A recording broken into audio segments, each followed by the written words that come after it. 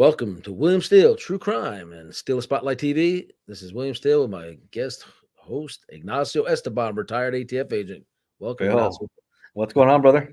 What's going on, man? A lot, A a lot.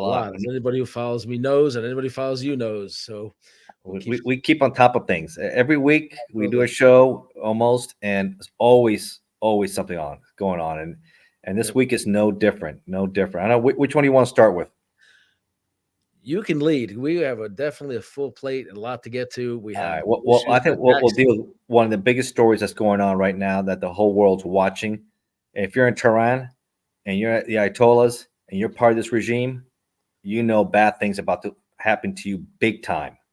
And the CIA intelligence community has been leaking that the regime is petrified, terrified what's going to happen. It's taken Biden a little time. For those who don't know, a few days ago, 3 servicemen, U.S. servicemen, who are Army reservists, were killed by a drone attack by a terrorist group, rebel groups that were backed by the Iranians in Jordan, an outpost.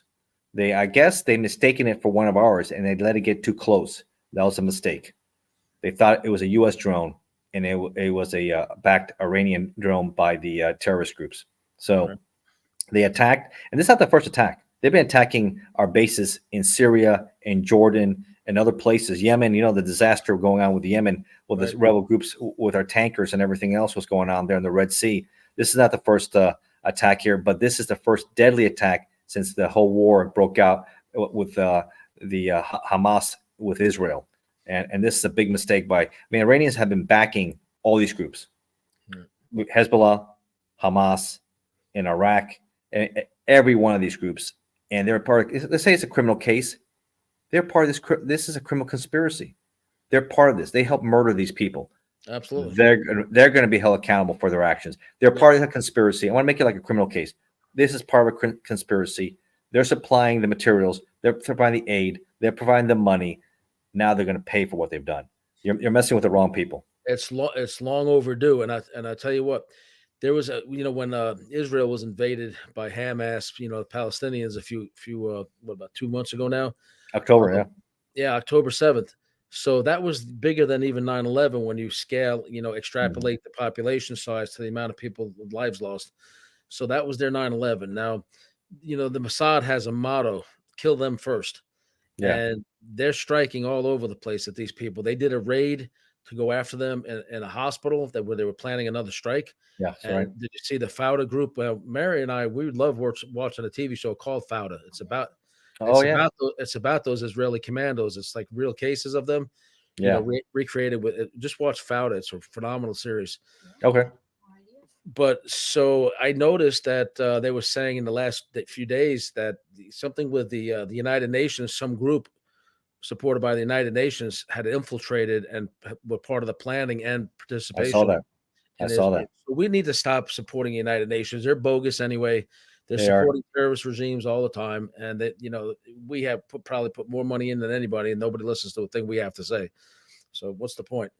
Yeah, it's a big conflict. I think so far 12 and counting members of that UN group that were involved helping Hamas, which is disgusting and shameful.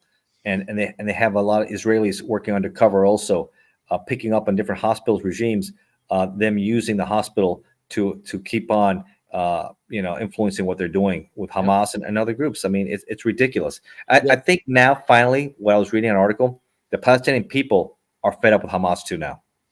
I think finally they realize they've suffered enough and they're tired of Hamas. And I'm hoping the big push is get rid of Hamas, end those tunnels, and start having a society. A two-state solution, I think, is the only way to go forward. Like Trump and Netanyahu were planning before all this when Trump was president. And they have theirs separate but equal, go forward. But of course, if you let these groups come back to your country, there's going to be consequences. They should have never allowed the children to be educated with murder Yeah. all your neighbor doctrine, Brainwashing. You yeah, brainwash it's anybody. brainwashing them from the time Yeah. they're little. It's supposed to be Yeah. about learning, history and reading and writing and functioning in the world and science. It's not supposed to be about learning how to, become a good soldier to murder your enemy. That's ridiculous. Yeah. You know who's big in brainwashing too, Bill? Oh, The CCP, oh, Communist China Party. They Mary's are all huge in brainwashing at a young age, indoctrinations. And you see that. Obviously, I've talked about my family's coming back from Cuba, in Right. Spanish in Cuba, dealing with the communists, what they did in Cuba with Castro and the regime, but it's done all over the world. North Korea does the same thing. It's my way or the highway. And a lot of these regimes, they do that. And the CCP is big on that. And that's indoctrination. Stalin used to do it also with the Soviet Union, right? Right. They would indoctrinate all. Hitler was doing it with the Nazis, right? Indoctrination. North Korea, I think he said North Korea as well. Kim Jong-un, Yeah. Kim Jong-un, the whole family. They've destroyed that whole region. It's horrible. He's having some issues now.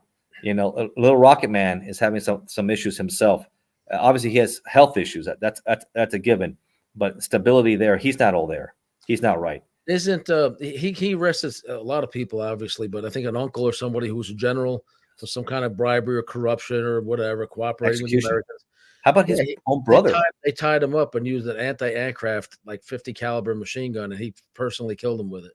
Yeah, and I think another one he had it tied up and he let wild dogs on him. Yep. Yeah, and how about his own half brother, where he's at the airport in Malaysia, Poison. And he has those girls put that cream on his face and his eyes to kill him. He died within like 30 minutes. Horrible, horrible. They recruited them and told them they were going to be part of a reality show, and the appeals court in that country agreed with them that they were duped. They were duped. They didn't know what they were doing. Yeah. I saw the same documentary and I read a book about it. But let me ask you a question: how could they be duped if they knew to go wash their hands? Didn't they go wash their hands immediately after they did it?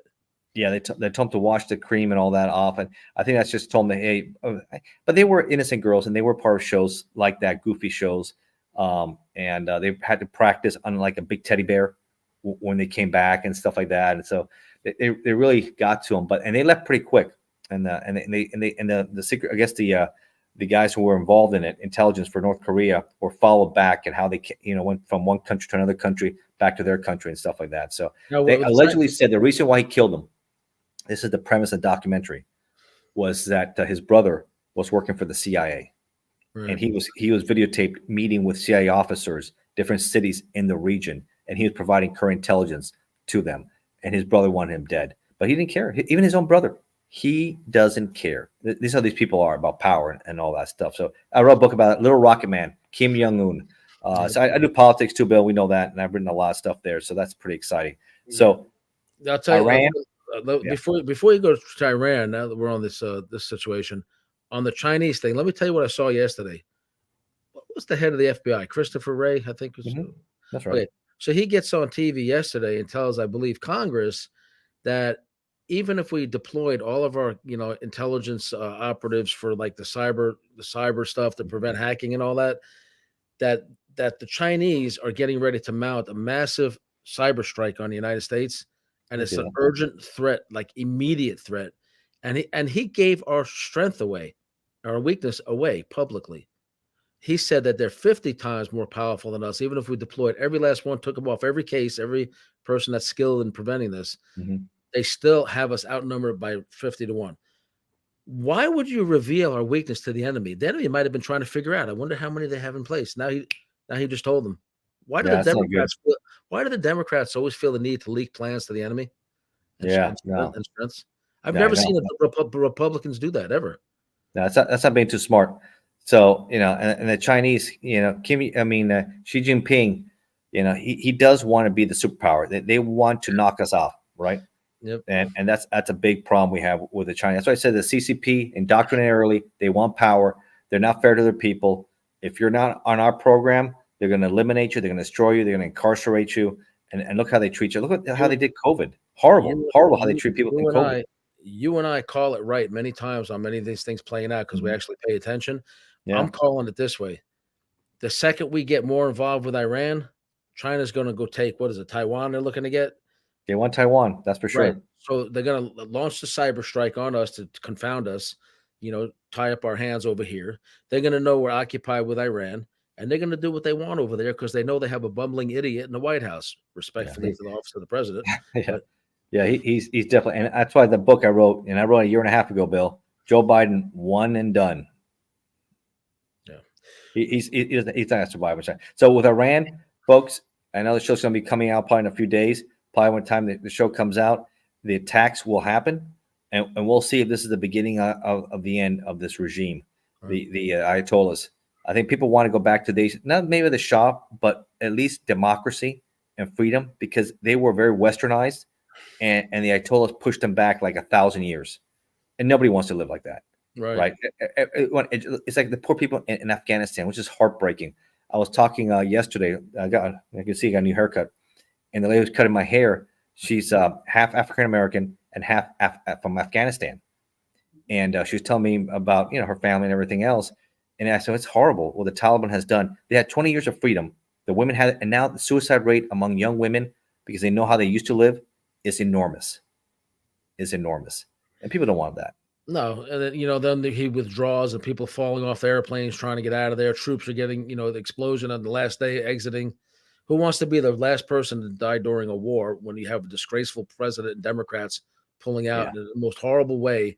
What military planners? Why do they go to these schools and become these military planners and experts if nobody can figure out how to safely extract themselves from a country without leaving all the equipment behind? They no, that could have was a disaster. they could have put Disaster. thermite or self-destruct things on all that equipment if they wanted to leave it. And in my opinion, after being 20 years there, we don't give up the airport. We at least keep. We did train the security forces. You know what's shameful, Bill? We trained them. They didn't want to fight for their country. You know what? If you're going to fight for your country, man, what the heck? But if nothing else, we have to at least keep the airport, the whole section, and the Northern Alliance was working with us. We could have kept that section and north of Kabul, and then they could have kept that almost like North Korea, South Korea, and at least have that strategic base and airport for us. But that was a bad.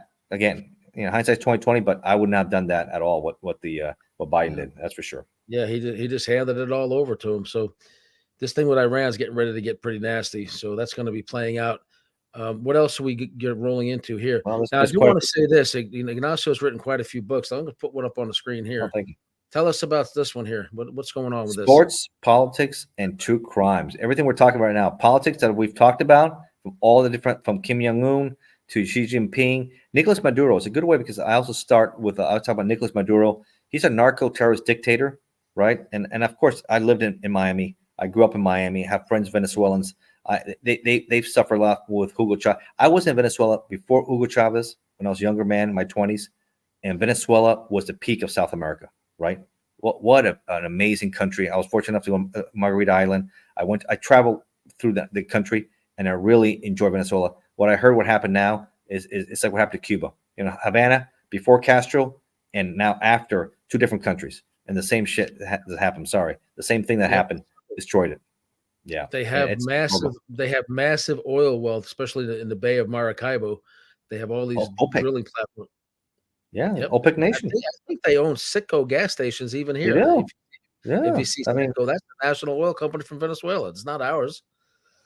So, it's amazing how much they could do, but they socialize it and they give it away. And so that really defeats the purpose of capitalism. People want to thrive. No matter how hard you work, you're just gonna get this much, no matter what you do, because we want everybody to be the same.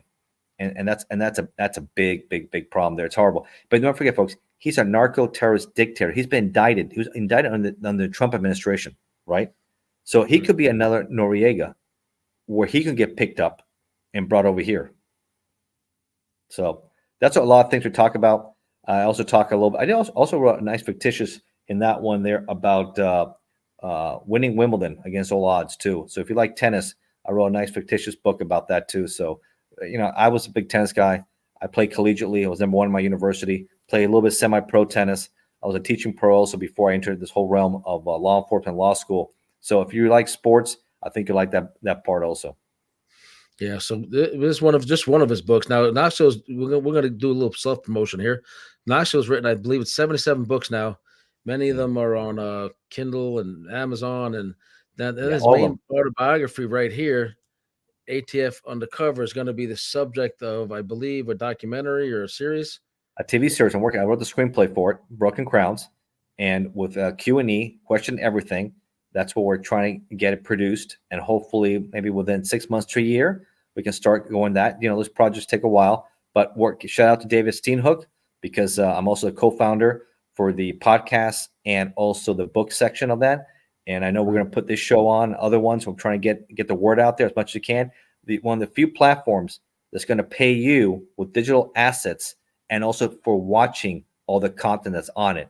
So that way we can produce great TV series, documentaries, and movies. I think it's revolutionary. I haven't seen much like that. So my understanding is you're going to see myself, William Steele, and Ignacio Esteban on Question Everything. QE, man, and everybody else. I've talked to a lot of people, and they're getting on board. So if you're seeing this show, you're interested in this, please reach out to me on Facebook, Ignacio Esteban. You can find me on Facebook. I'm open. You can find me there. LinkedIn also. Very easy to reach out to me on either one of those, and I can talk to you more about it if you have a good show. We're looking a lot for true crime. If you're a true crime show, which we do a lot, politics we do, it's things that question things, question everything. If it's a cooking show, we probably won't be having a cooking show on there or art show. It's about things that we're gonna question everything. That's And the the whole same, point. and the same for me, because as I'm coordinating this show and as well as Steele Spotlight Television. Yes. I'm the host and executive producer of that show. That's an hour long show where I use a lot of material that I've done, and then celebrities and true crime, crime prevention, advocacy. And the focus here, that if you have something you want on one of my shows and with Ignacio, you can Yeah. reach me at officialwilliamsteele@icloud.com. Reach out, because we're doing stories. We're going to start covering a lot more stories. We had a hiccup because of somebody that tried to basically con me to get on my platform, but we're going to be Mm. doing a lot of stories of actual innocence. Hopefully, I think Ignacio, if he sees the case and really feels Yeah. passionate about it, he'll jump on board on those, even though he's former law enforcement. Yeah. So we're going to do a few of those, but mostly crime prevention. We're going to cover some of the biggest cases in the world, and especially in the United States, with his eye towards law enforcement perspective and what works and what doesn't, and my eye towards, I was involved on the other side for many years, and I like telling things from my perspective, how I see things, and how maybe a crime could be prevented, or how people can stop themselves, from being a victim, or telegraphing things about themselves that set them up to be a victim. You Yeah. know, We, some we've of the we've things that talked about that. I Yeah. teach people around me all the time, even something as simple as the way you exit your car, like in a mall, or like in an indoor garage. Yeah. Always be ready. Always, when you park, in my opinion, be ready to immediately exit, lock it up, and start walking. People who sit there on their phones or fumbling through their purse, in my Yeah. opinion, they're setting themselves up to be a victim, because people who are predators notice this. They notice when you're not paying attention. So as I always tell people all the time, when you park, be ready to exit, lock, and walk. Here's a common sense idea. If you're at nighttime, you go try parks with lighted area. Don't park the darkest area possible and walk by yourself. I mean, to me, it's common sense, but you're surprised how people just don't think. They're just like in like in a bubble, right? They're in the white zone. You don't want to ever be, in law enforcement, we categorize the different mindsets where you are. A white zone is where you're oblivious. Black zone, you're overwhelmed. You need to be in the green and yellow. They're Right. not over, but prepared. What are you going to do when someone grabs you? What are you going to be doing? You need to be situationally aware, You basically. need to be. You really, Absolutely. you really need to be. I was a law clerk. I've seen how guys, have from their police reports and their discovery and their Yeah. conversations, how they would target people. And I'm sure from law enforcement, you have the same exact mindset I Yeah. do. Be situationally aware. You have to. You have. And my big pet peeve is when anybody would pull into an underground garage and just sit in their car. Bad move. Yeah. Bad move. Be ready Yeah. to step out of your vehicle and start heading to where you're going. Yeah, and make sure don't leave stuff out there people can see it. You got to smash and grab. You don't know how many times people leave gifts and presents or their purse or come on. You got to hide stuff. You got to have some. You can't expect people to be honest. And that's if you don't have good. If you have tinted windows, that's good. I think get tinted windows also. That helps you a lot too. Gives you some cover. They don't know what you have also, and be prepared. And be prepared. If you don't have a firearm, maybe get some pepper spray. Get something that you can at least fend the person off a little bit. If you're afraid of weapons, or that's not your thing, well then get something else. You have to do something. I heard bear spray is effective. I don't know. Listen, can a convicted felon use pepper spray or bear spray? Or is that prohibited for them? It's no federal law, but maybe, like I said, states different. Every state's different. Right. So I tell people, and then you have sometimes county ordinances also. So you got to really find out where you're at, what you can do. Let me ask you this, and I've heard about a certain recipe out there. Have you ever heard of wasabi? Wasabi, I love wasabi. I eat a lot of sushi. Would you rather? Me too, and so does Mary. Would you rather have pepper spray in your eye or wasabi spray in your eye? I don't know about you, but I put too much wasabi when I mix my soy sauce for my sushi. When I'm dipping it, man, I get my eyes start running sometimes, right?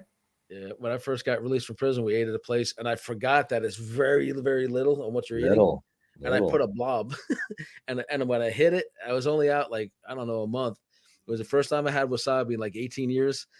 Man, Wow. I lit up. I was clutching my chest. My face was beat red. I was sweating. They said my top of my head turned purple.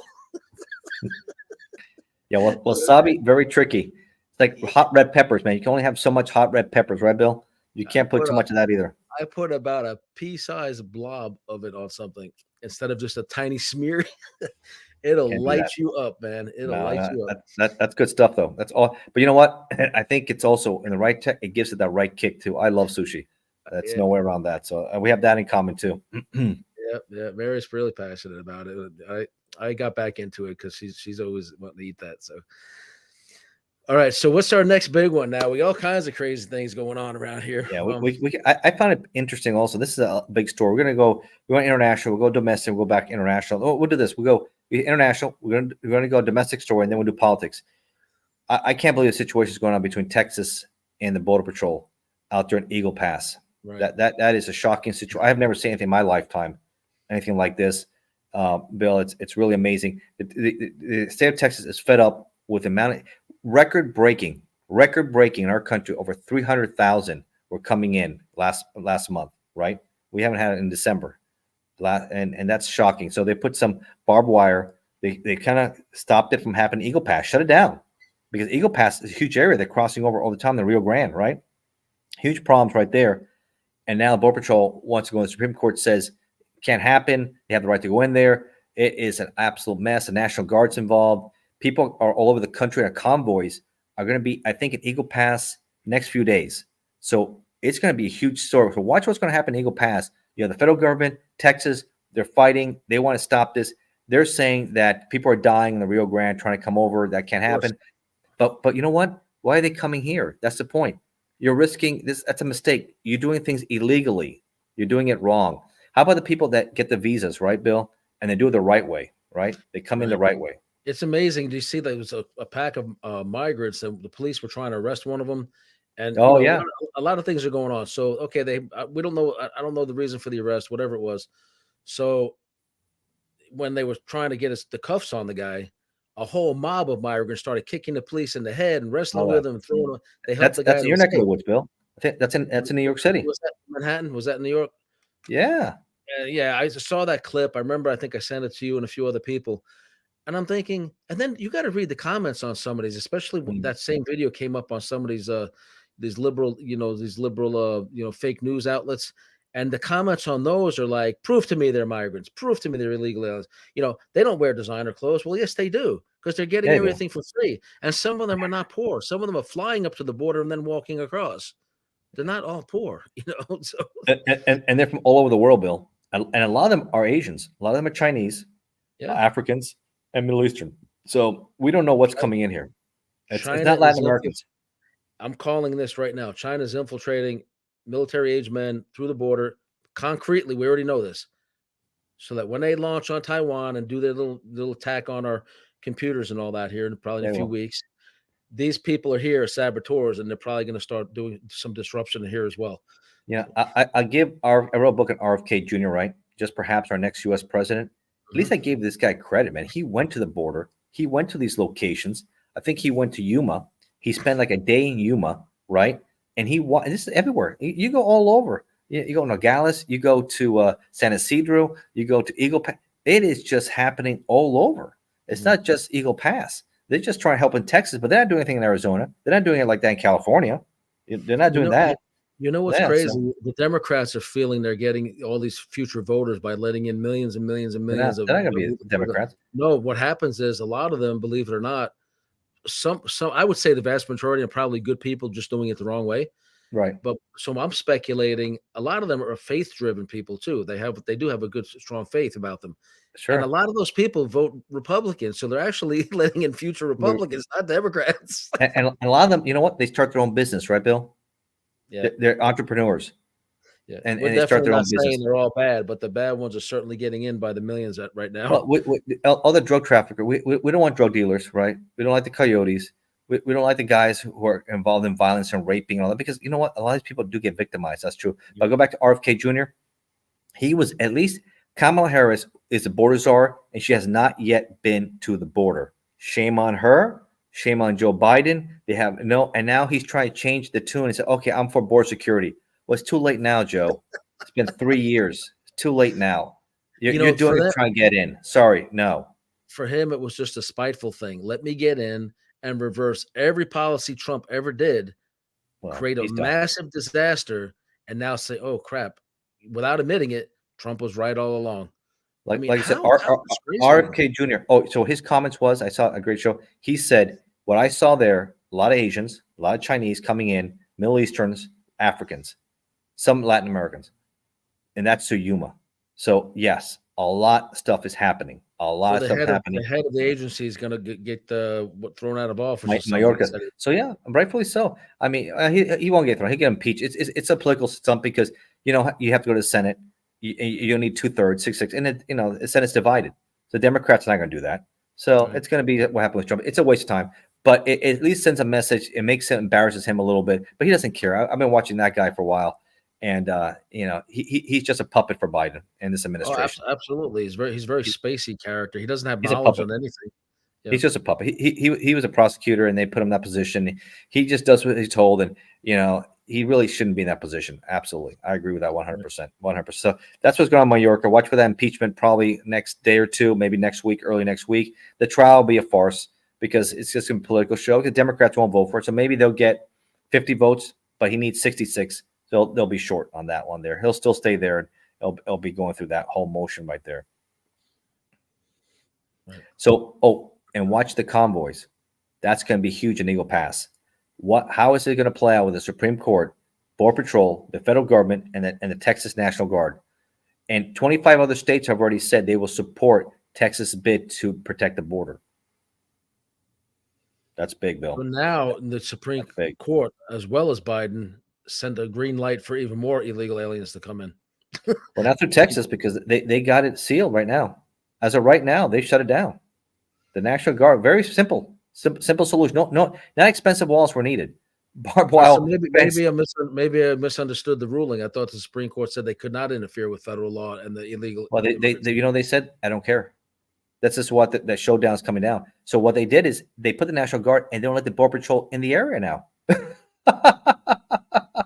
they locked them out. So now Border Patrol can't go in Eagle Pass, and the National Guard has taken over. So they just locked it down. They said, we don't care what the Supreme Court. Just I'm saying, I have never seen this before in my lifetime. Watch out for this.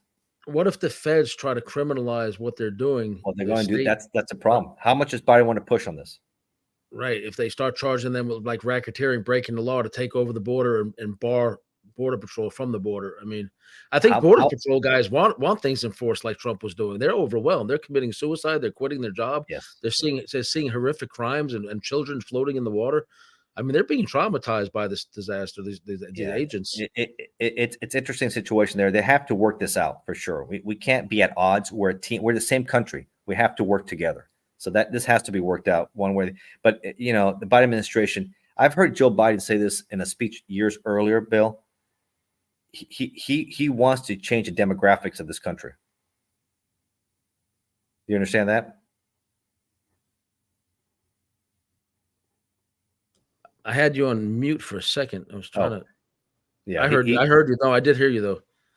Yeah, he wants to change the demographics, so he doesn't really care. He wants to just change it all. So I think part of the Democrat woke mentality is to bring in a whole variety of different people in that were here before. So it's interesting situations going on there. They just have to work things out between both of them for sure. Hey, for my audience that's been asking questions, what's the status of your deal on History Channel? Any news? Oh, with Gangland Chronicles, it should be coming out hopefully spring or summer, maybe even sooner. I'll let everybody know. I think it was cool. I did a few shows with them on MS-13. I spent almost 5-6 hours with them in DC, and it was my first experience with them. And it was pretty neat. And the day before Thanksgiving, actually, a lot of traffic. It was brutal to get out there, but it was well worth it. And we did MS-13, Bloods, Crips. So I talked a little about Tupac, and I wrote a book about it. So why not? And season 2 of Inmate to Roommate should be airing soon. I don't know when. The executive producer said it's. Well, I can't say what he said, but anyway, the network, A&E network, decides when it airs. So for my fans that are asking me relentlessly, more of Bill, more of it, it's a great show. Thank you for that. I don't have a clue when season 2 is going to air. I was initially told it was going to be soon after the New Year, so here we are in February. We'll see what happens. Well, Bill, maybe we do our own reality TV show. We'll put it on Q&E. Right. Well, you know, I don't know if you know Tommy Harding. Do you know him? No, I don't. Tommy Harding is going to be a good story to put on there. I'm going to interview him by myself, and then one day we'll have him together. And Tommy was he's a big, huge black dude who hung out with nothing but Italians. He was an enforcer for the mafia in New York. Oh, wow. He's enormous, right? And so, you know, in and out of trouble, you know, in that lifestyle. He's from where I'm from. He's from Brooklyn, and he basically after turning his life around, he became a bounty hunter, very prominent bounty hunter. And so they're gearing up. They just produced a documentary about him. I'm going to have him on my show here on Sunday, and a big book. It's called The Hardening by Tommy Harding. Anyway, so what was the name of the documentary again? I just looked at it a second ago. Anyway, so it's about from mob enforcer to bounty hunter, something like that.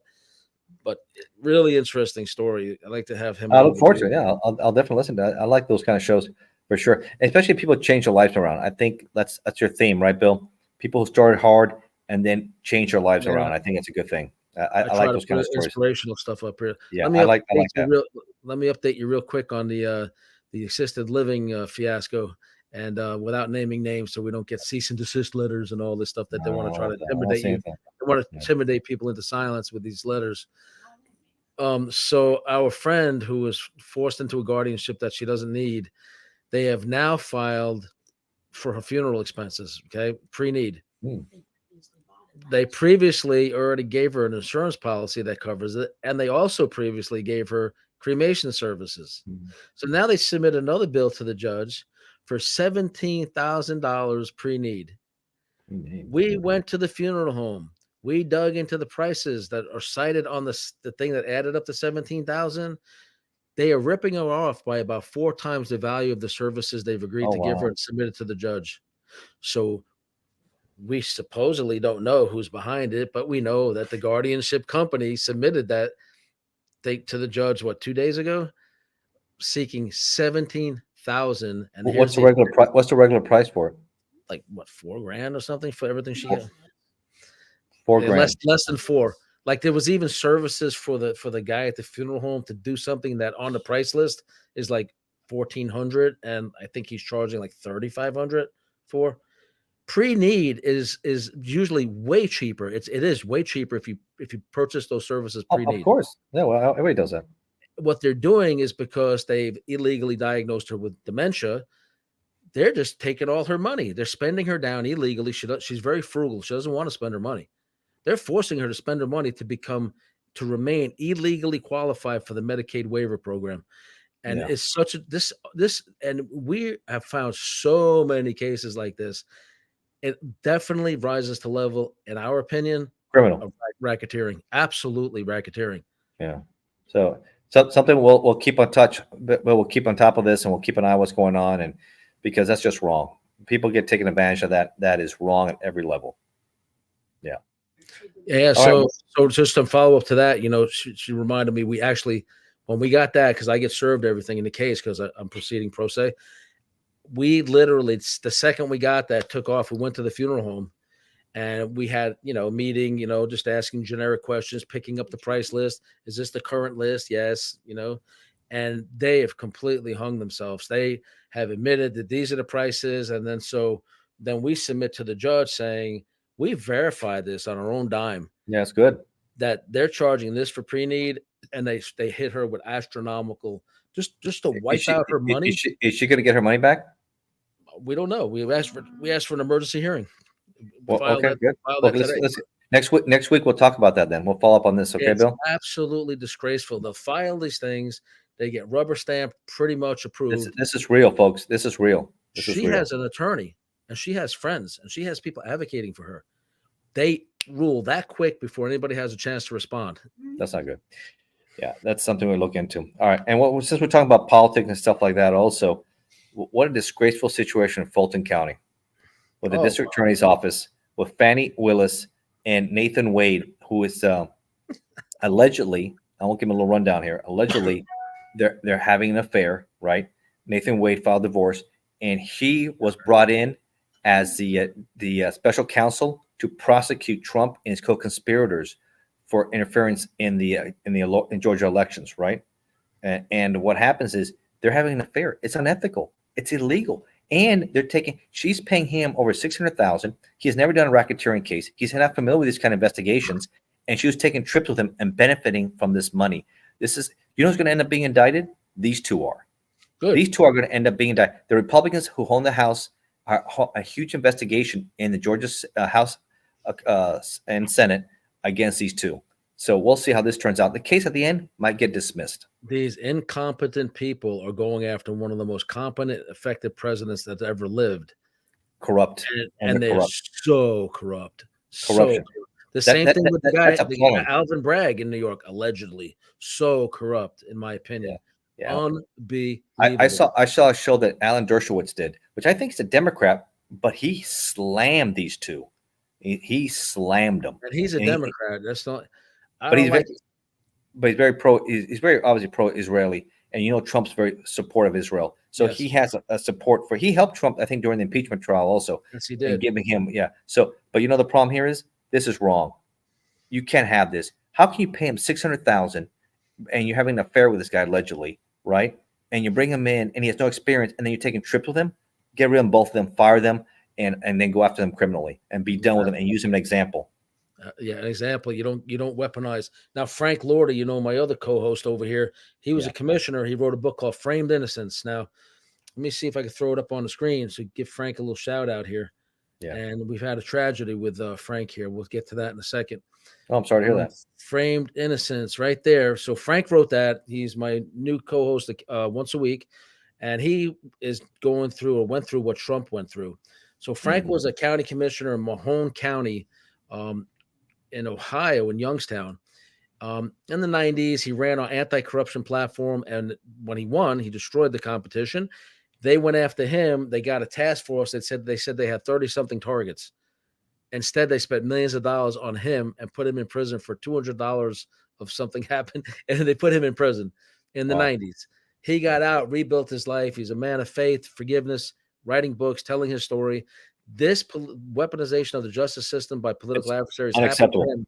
It happened to him long before Trump, but you didn't hear much about it. Now you will. That he's on my platform. We're getting him on other platforms.